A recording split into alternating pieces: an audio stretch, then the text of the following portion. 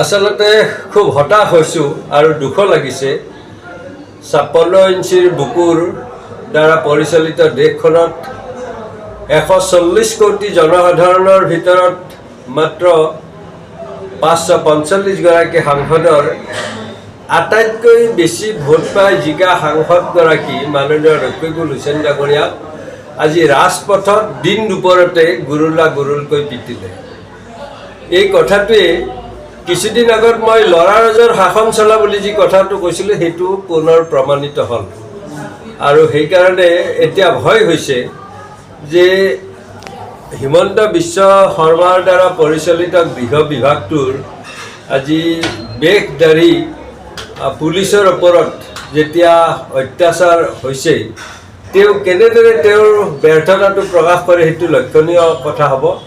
আৰু আমি অতি মৰ্মাহত হৈছোঁ যে এই ধুৰন্ধৰ মিছলীয়া হিমন্ত বিশ্ব শৰ্মাই এইটো এটা কূটনীতি কৰি কিছুদিন আগলৈ গৌৰৱ গগৈৰ পত্নীৰ বিষয়ে যিটো কথা উলিয়াইছিল তেওঁ বাৰুকৈ মুখ ঠেকেচা খালে আৰু সেইকাৰণে আজি এটা নতুন ইছ্যু উলিয়ালে আৰু নতুন ইছ্যুটোই এটা কিছুদিনলৈ তেওঁৰ সমস্যাৰ পৰা আঁতৰত ৰাখিব সেই ভাবি এইটো কথা কৰিছে।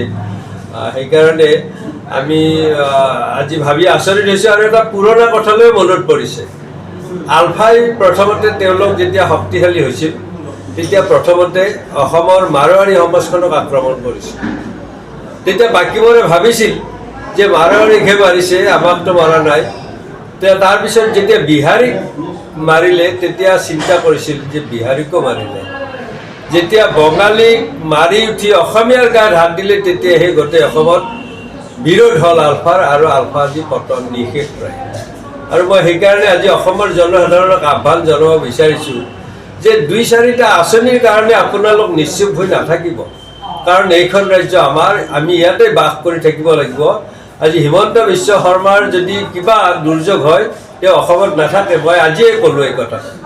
গতিকে তেওঁ আজি এগৰাকী মুছলমান সাংসদৰ ওপৰত আক্ৰমণ কৰি পৰীক্ষা কৰিছে, টেষ্ট কৰিছে যে এগৰাকী সাংসদৰ ওপৰত, কংগ্ৰেছী সাংসদ তাতো মুছলমানৰ ওপৰত আক্ৰমণ কৰিছোঁ, ৰাইজে কি প্ৰতিক্ৰিয়া প্ৰকাশ কৰে এইটো চাওঁ।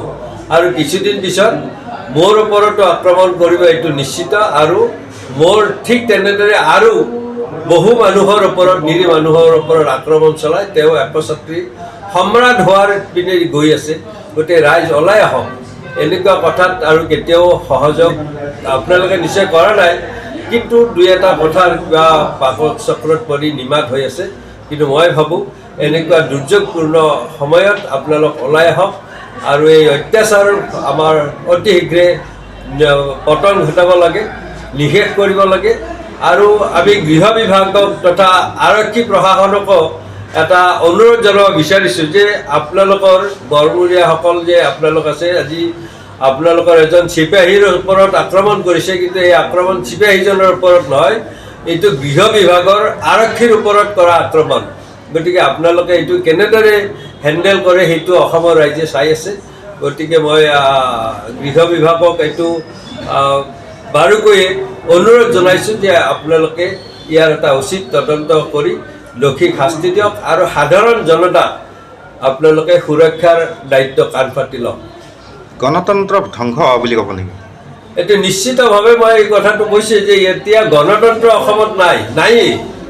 এইটো কেতিয়াবাই শেষ কৰিছে, কাৰণ তেওঁৰ বিপক্ষে যিয়ে কিবা এটা কথা কয় তাৰ ওপৰতে বিভিন্ন ধৰণৰ কেছ জাপি তেওঁ সেইটোক তল পেলাব চায়। গতিকে গণতন্ত্ৰ আজি থকা বুলি মই নাভাবোঁ। যদি গণতন্ত্ৰ থাকিলহেঁতেন তেনেহ'লে নগাঁৱৰ দৰে এখন মৰ্যাদা সম্পন্ন জিলা এখনত এগৰাকী সাংসদক, তেওঁ বিৰোধী দলৰ হ'লেওতো তেওঁ এগৰাকী সাংসদ, যিগৰাকী সাংসদে ভাৰতবৰ্ষৰ আটাইতকৈ বেছি ভোটৰ ব্যৱধানত জিকিছে, সেইগৰাকী সাংসদৰ ওপৰত আক্ৰমণ কৰিছে। এইটো সৰু কথা নহয়।